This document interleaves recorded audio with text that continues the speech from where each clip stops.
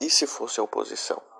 Imaginem o seguinte, que o Queiroz fosse o motorista de alguém da oposição, de algum político da oposição.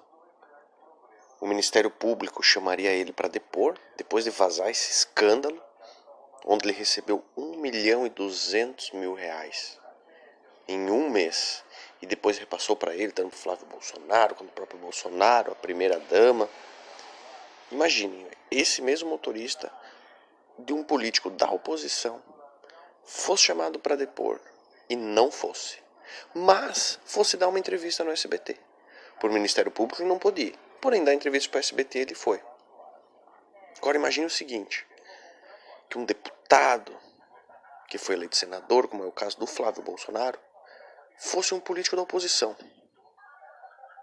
e ele não fosse depor ao Ministério Público também, decidisse não ir, mas fosse também na entrevista no SBT.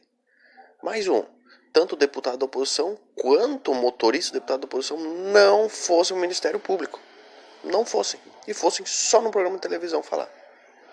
Você reagiria da mesma maneira? A mídia reagiria da mesma maneira? A sociedade reagiria da mesma maneira? Hein?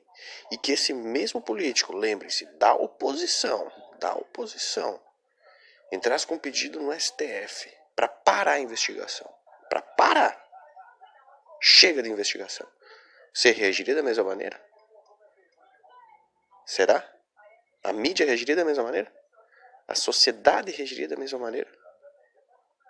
Até quando esse antipetismo vai funcionar? Até quando simplesmente falar mal do PT vai ser o suficiente para se alongar no poder? Até quando?